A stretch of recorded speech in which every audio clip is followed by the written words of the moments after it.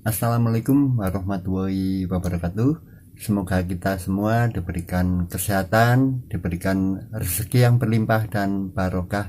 Amin ya rabbal alamin. Di video kali ini teman-teman saya akan membahas topik yang sepertinya tidak akan pernah ada habisnya, yaitu saya pakai istilah yang ada di YouTube, sanyo tidak mau ngangkat air, atau pompa tidak mengisap, atau pompa tidak mengeluarkan air. Topik ini pastinya sudah banyak sekali dibahas di manapun ya, di platform-platform manapun, di sosial media YouTube dan di Google bisa dicari. Dan saya juga banyak mendapat pertanyaan sejenis ini di video-video saya tentang pompa air. Pertanyaan saya ketika ada pelanggan yang menelpon ke saya untuk masalah pompa air hanya satu: pompanya menyala atau bunyi atau tidak,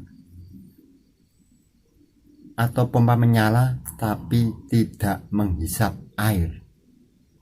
Untuk pertanyaan pertama, pompa tidak menyala itu menurut saya sangat mudah diselesaikan, dalam arti itu masalah kelistrikan atau mekanis. Bukan berarti saya menggampangkan keduanya. Pengertiannya adalah itu sangat mudah diketemukan penyebabnya. Sedangkan ketika pompa menyala atau bunyi tetapi tidak mengeluarkan air, itulah yang 90%, bahkan saya bilang 99% kasus yang saya tangani. Pompa menyala tapi air tidak keluar, atau sanyo tidak mau ngangkat air. Kenapa? Karena seringnya pompa air itu diasumsikan atau dipersepsikan sebagai alat listrik atau alat mekanis.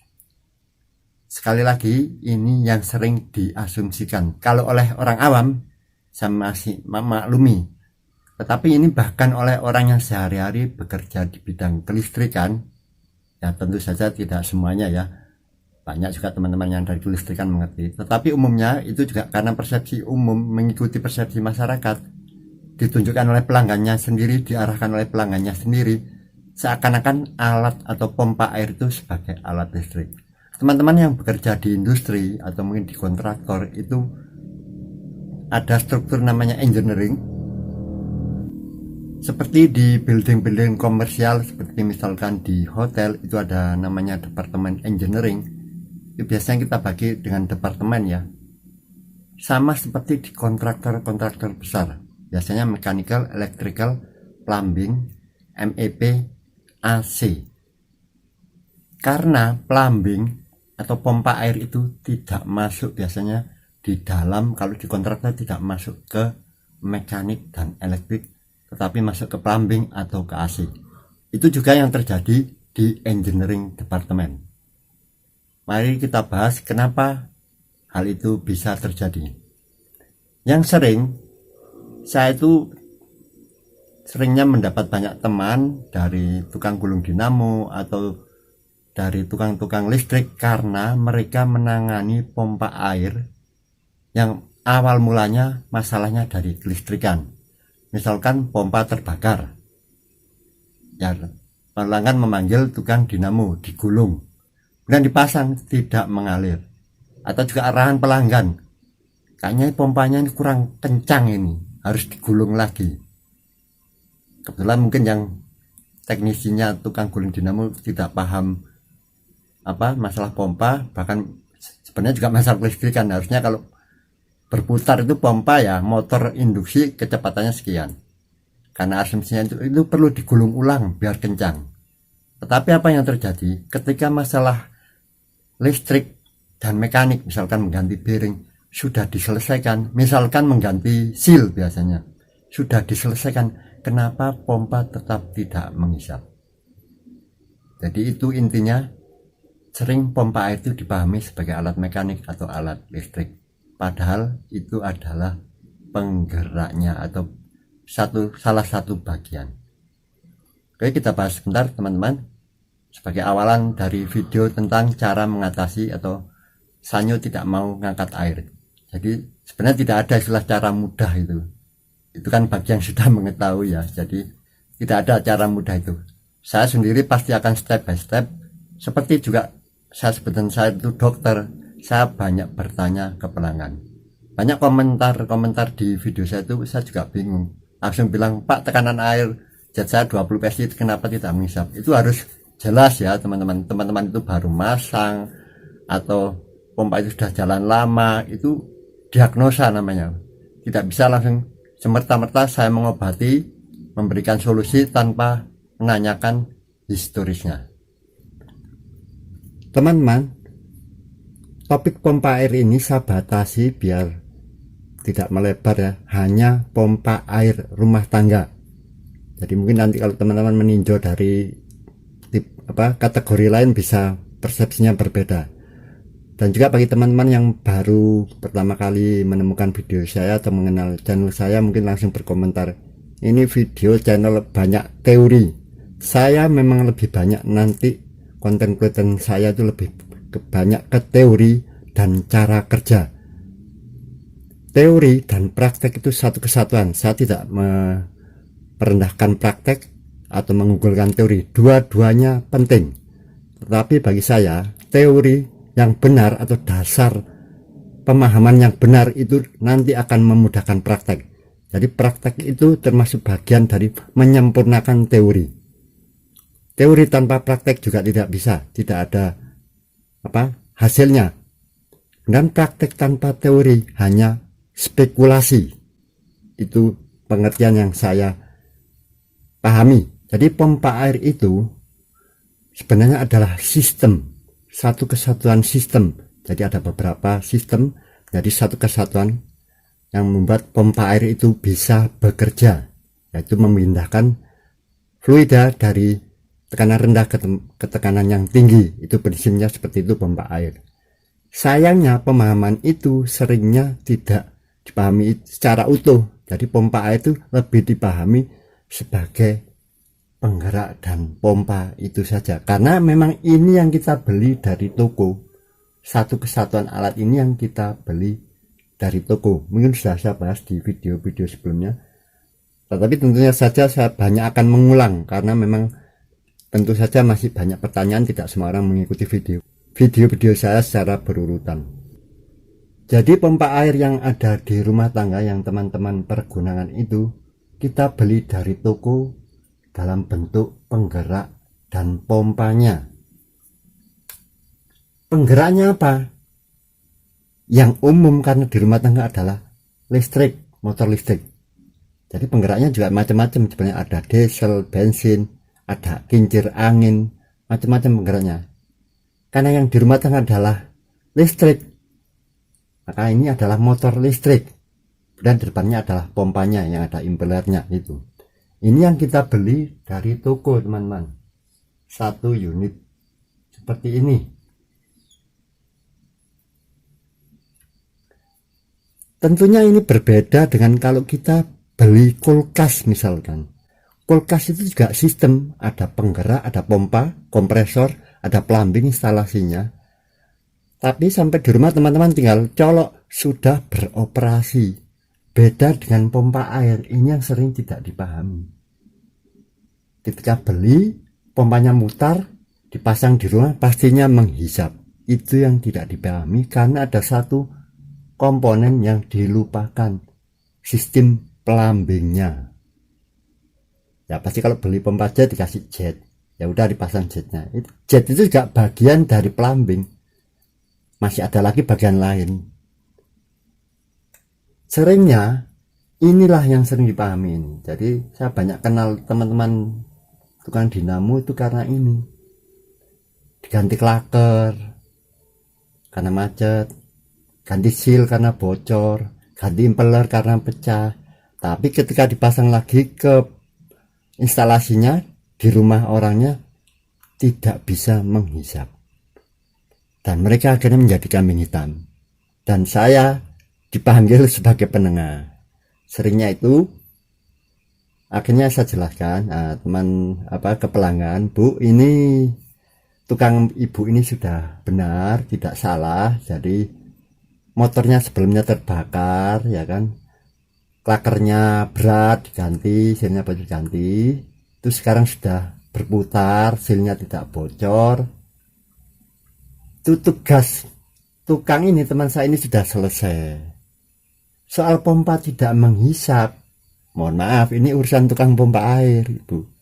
Ya tidak semua ya teman-teman, banyak tukang dinamo itu juga merangkap tukang pompa air, itu malah lebih hebat. Saya aja nggak ngerti itu masalah dinamo, saya menggulungkan ke tukang dinamo. Banyak teman-teman yang bekerja di dua bidang ini, tapi yang sering dipahami karena juga pelanggan memahami seperti itu.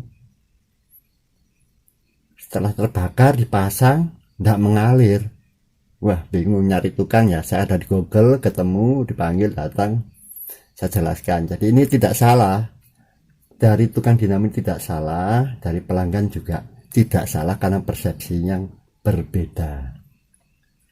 Akhirnya teman yang tukang dinamo ini juga tidak gampang sekarang ini. Jadi kalau terbakar atau apa, lebih baik saya yang melepaskan, nanti saya bawa dan saya masangkan. Karena memang saya juga ketika ke pelanggan saya jelaskan, ini pompa terbakar Bu ya, setelah berputar belum tentu dipasang nanti mengalir, karena nanti ada urusannya ini lagi, plumbingnya. Itu teman-teman yang sering tidak dipahami. Saya sebutkan tadi, bahkan saya berani menulis di thumbnail, pompa air bukan alat listrik ya, karena ini penggeraknya macam-macam. Tetapi ini yang sering dipahami sebagai pompa air. Saya sering memperbaiki di rumah pelanggan ya, tangganya bilang, Pak itu pompanya kan nyala itu, kok nggak mengalir ya. Memang nggak ada hubungannya ini, pompa nyala ini. Bahkan kasus yang saya tangani, saya berani bilang 99% itu adalah pompa menyala, pompa bunyi berputar tetapi tidak menghisap. Kalau pompa tidak berputar itu gampang sekali bagi saya, gampang, bukan saya meremehkan, gampang mencari permasalahannya. Maksudnya diputar nggak gerak ya, mungkin bearingnya cekat, motornya nggak berputar, harus dibantu tangan, mungkin kapasitor atau startnya putus, atau sudah mati total, dinamonya terbakar, atau ini berputar, ini sama sekali tidak ada di sini, impellernya pecah. Tetapi setelah ini kita perbaikin, harus saya sampaikan kepada pelanggan, belum tentu pompa nanti menghisap. Sengaja saya bicara cukup panjang lebar ya di sini, karena ini pemahaman teman-teman. Saya berikan contoh-contoh kasus supaya lebih maksudnya dipahami, karena kan banyak orangnya awam dan saya memahami karena itu juga bukan bidangnya. Jadi tiap orang tidak mungkin menguasai semua bidang. Satu kasus lagi, saya pernah diminta mengganti pompa yang terbakar. Ini beda dengan rumah tangga ya kan, ini perusahaan. Jadi pompanya sanyo lama, mau diganti dengan Hitachi karena yang sanyo lama terbakar.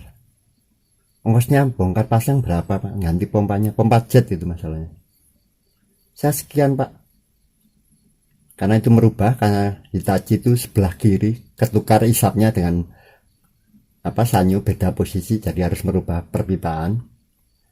Tetapi ketika dipasang, saya bilang ini belum tentu mengalir. Wah kok bisa? Ini enggak bisa Pak ya Pak. Ini kan pompanya sudah baru. Kalau enggak mengalir ya tidak saya bayar. Ya tidak saya kerjakan, saya tidak berani. Kenapa? Karena saya tidak mengerjakan bagian bawahnya. Ini ada jetnya Pak. Jetnya kan tidak saya ganti, pakai jet yang lama. Bisa saja pompa ini terbakar karena permasalahan tidak menghisap. Jadi ini sama perusahaan agak susah ya, karena ya tahunya ini ya pompa sudah baru ya, saya ganti harusnya ya menghisap. Tidak bisa Pak. Saya bikin perjanjian tertulis dengan perusahaan, kalau tidak menghisap urusannya saya harus bongkar ini, ada jasa lagi.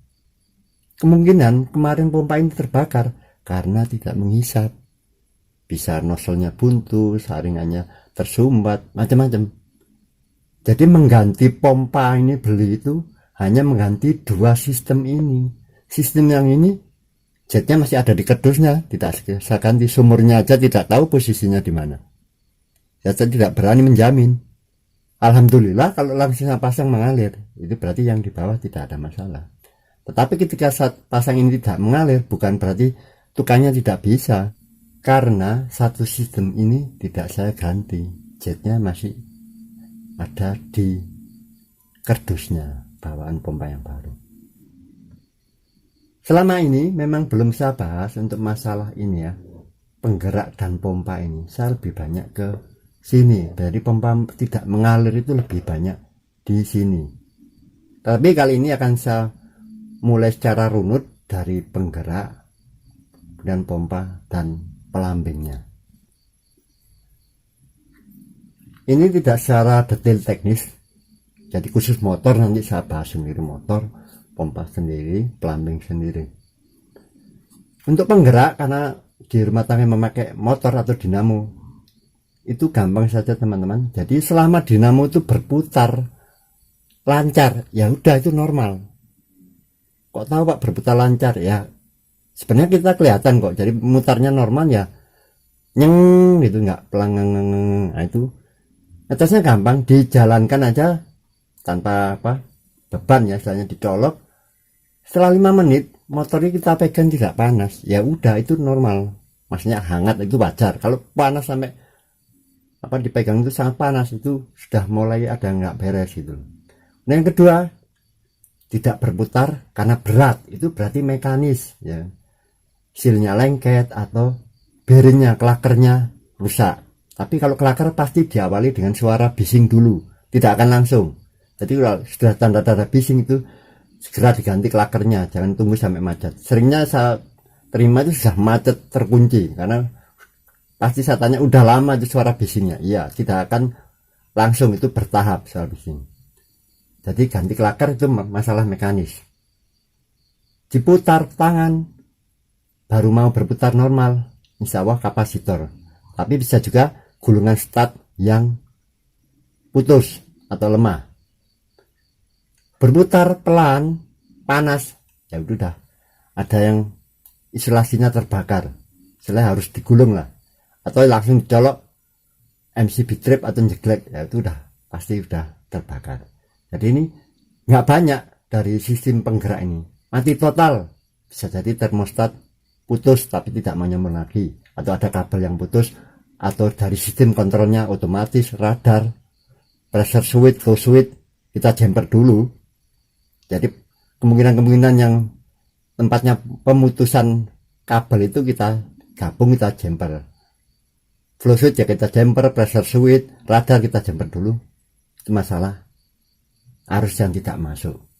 Colok nggak ada sama sekali, teng nggak ada teng atau apa, itu arus tidak masuk. Jadi ini memang kecil, simple, makanya saya bilang saya bukan meremehkan ya, karena untuk menganalisanya cepat, langsung ketemu, nggak pakai lama kalau ini penyebabnya dari mekanis atau dari kelistrikan. Untuk yang penggerak mekanis,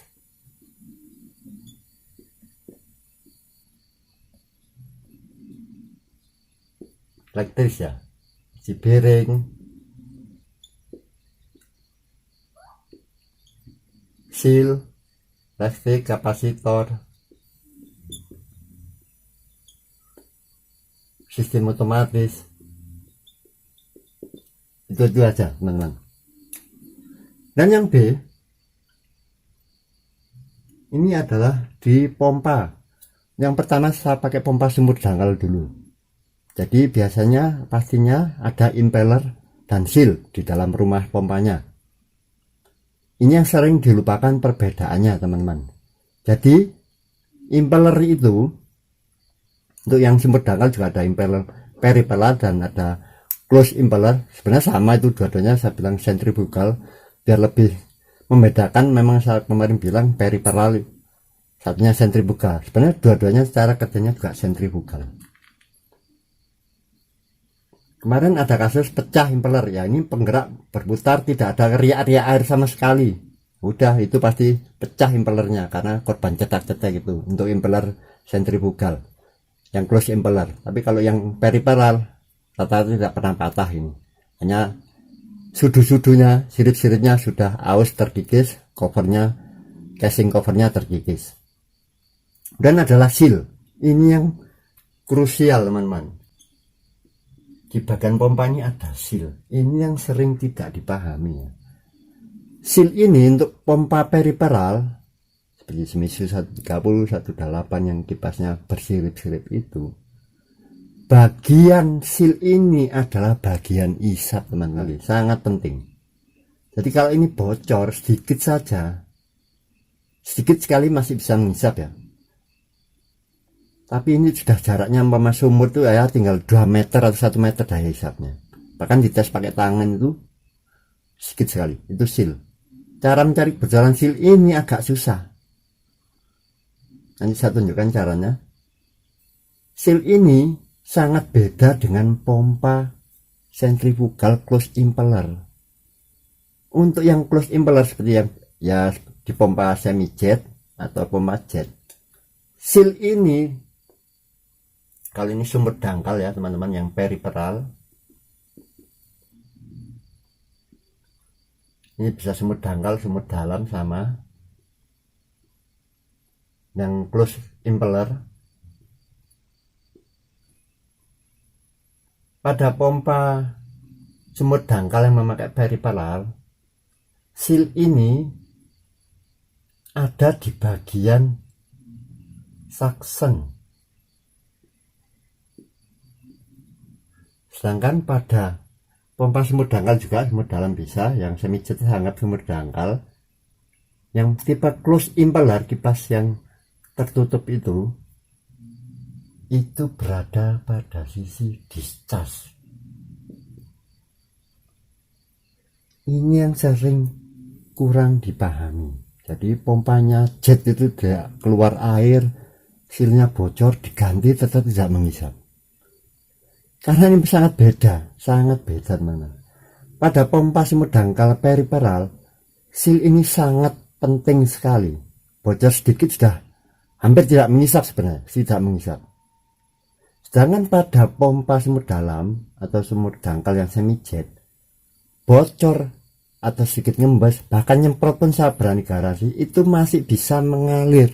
Karena apa? Seal ini ketika pompa bekerja, ini saya bilang ketika pompa bekerja itu berada di bagian discharge, keluaran, nggak ngaruh, mengurangi tekanan itu. Sedangkan ini ketika pompa bekerja berarti ada di bagian isap. Dan seperti teman-teman tahu, pompa yang sumur dangkal itu kerjanya berdasarkan kevakuman. Jadi kalau ada yang bocor di bagian isap, langsung drastis sudah tidak mengisap. Kalau di jet masih bisa, kalau kecil masih bisa, selama itu jetnya normal ya, berkurang tetapi masih mengalir. Kalau bocor-bocor kecil ngembas gitu. Tapi kalau ini tidak ada ampun ya, untuk pompa periferal di bagian suction itu tidak boleh ada kebocoran sedikit pun. Ini lebih ke teori teman-teman ya. Untuk gambarnya atau nanti prakteknya saya tunjukkan. Jadi ini hanya untuk pemahaman dulu. Periferal teman-teman sudah saya sampaikan seperti apa itu ya. Sinisius 130 untuk gampangnya. Panasonic 126, pokoknya yang depannya ada bautnya, tutupnya 4 atau 3 itu periferal. Dan yang semi jet yang kepalanya panjang itu ada di video sebelumnya. Dan ada motornya itu memakai impeller, close impeller. Ini yang berhasil. Jadi seringnya mengganti bearing, mengganti seal dengan harapan pompa itu menghisap, karena sebelumnya tidak menghisap. Itu yang saya kurang tepat teman-teman. Ini tidak terlalu berpengaruh ini teman-teman. Sudah dibilang kalau mekanis bearingnya ya suaranya keras nggak apa-apa, asal bisa berputar. Terus motor ini normal nyeng, ya udah, ini selesai urusan di sini bagi saya. Pompa ini sealnya kalau isap nggak bocor, selesai bagi saya di sini. Ini bocor-bocor sedikit tidak masalah, selesai untuk pompa jet katanya. Kita harus fokus ke bagian C, itu aja. Untuk yang ini sebentar saya bahas. Untuk pompa kecil ini memang untuk seal ini agak susah ya. Saya sendiri pernah mengalami pompa 128 di sini, 128 pompa kecil ya sebenarnya. Tapi jangan dianggap remeh. Saya menyelesaikan problem itu karena seal bocor. Karena seal bocor ini tidak selalu kelihatan menetes ya. Biasanya kelihatan kalau sudah berhenti lama itu bisa diraba di asnya itu menetes. Tapi kalau bocornya halus, kita harus pakai trik ini teman-teman. Bagian C ini dari sistem pompa air, inilah yang menurut saya yang paling sering dilupakan. Jadi sistem plumbing ini, terutama kalau untuk pompa jet ya. Kalau pompa sumur dangkal masih ada banyak problem di pompa ya. Tapi kalau pompa jet paling besar di sistem plumbingnya.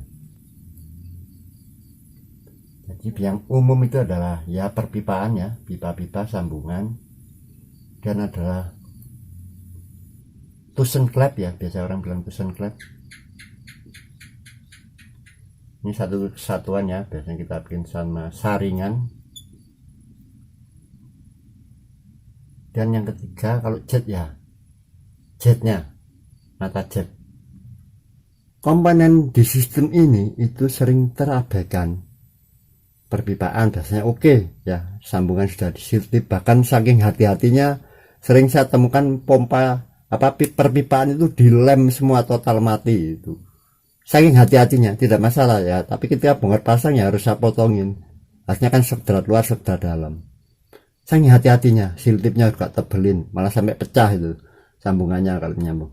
Tusen klep, saking takutnya beli yang ada pirnya, yang kuat supaya rapat. Dan ini saya juga baru mendapat ilmu baru. Ternyata tusen klep yang punya pir rapat itu keras, punya kelemahan. Saringan ini sepele ya. Saringannya halus kasar, nanti saya bahas ini kenapa pabrikan itu saringannya kasar, kalau kita kan milihnya saringan halus. Untuk yang sumur dalam jet itu ada dalamnya nozzle jet Venturi jet SI satu kesatuan. Ini yang sering dilupakan teman-teman. Jadi selama ini sudah bunyi, itulah gampangan saya, dan permasalahan itu sudah langsung harus kita kesini, terutama kalau sumur jet. Itu masih ada yang di komen saya tuh pakai Shimizu 260 belum selesai rupanya permasalahan. Kalau sebelumnya normal mengalir dan ganti seal, ganti klaker, terus tidak mengalir, insya Allah ini ada kotoran yang masuk ke nozzle. Katanya nozzle-nya sudah diangkat, sudah dicek, oke, nozzle-nya bagus, tidak ada sumbatan. Waktu memasang itu yang sering terlupakan teman. Waktu memasang ya kemasukan kotoran. Ya cara membuktikan apa ya, saya pakai pompa dorong untuk istilahnya bikin arus balik itu, aliran balik itu, mengetahui ini. Makanya saya taruh di bak biar pelanggannya tahu inilah kotoran yang menyumbat. Tadi waktu masang sudah bersih pak, semua tidak ada kotoran. Iya, saat mengerti waktu masangnya. Sebelum masang maksudnya, ketika sudah terpasang itu proses pemasangan tadi ada yang kejatuhan macam-macam lah, ada bekas gergajian, sisanya lem yang mengeras, atau dari tembok ketika pipanya disandarkan. Saya padahal sudah protek juga, untuk pekerjaan itu pasti kita sumbat tiap-tiap buka pakai plastik atau pakai kertas koran, tapi kadang kasus itu masih terjadi walaupun sudah hati-hati. Apalagi yang masanya udah polosan tuh, itu seringkali permasalahan nozzle tersumbat. Kalau umurnya lama ya nozzle retak atau kropos. Kalau yang untuk sumur dangkal itu periferal, hanya masalahnya di sambungan perpipaan, tidak ada lagi. Sambungan perpipaan harus rapat beneran. Kemudian kalau tidak keluar sama sekali, ya pasti harus diukur. Kalau itu masang baru ya diukur, mungkin permukaannya terlalu dalam, lebih dari 8 meter. Kalau yang lama itu pasti gradual, tetapi karena mengisi toren kadang tidak tahu, pastinya perlahan-lahan dulu, besar, lama-lama mengecil. Itu karena tusen klep atau maksudnya saringannya buntu. Taunya ya setelah sudah mana mengalir sama sekali. Tetapi kalau saringan itu pasti proses dari mengalir besar terus tambah lama tambah kecil. Itu kalau untuk pompa sumur dangkal hanya dua saja. Kalau pompa sumur dangkal dari perpipaan sama tusen klep dan saringan. Kalau jet ya ini 3 komponen ini ya harus beres. Saya bilang 4 lah. Jadi pompa jet itu komponen yang di bawah sumur itu yang jadi sering menjadi permasalahan. Sangat jarang saya memperbaiki area ini. Paling sering adalah harus bongkar ini, atau saya pakai aliran balik selama tidak keropos. Itu aja teman-teman untuk bagian pertama, untuk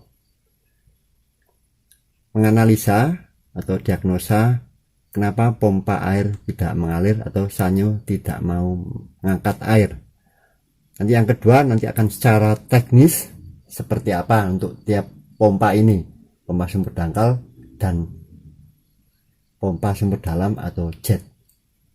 Itu saja teman-teman, mudah-mudahan bermanfaat. Assalamualaikum warahmatullahi wabarakatuh.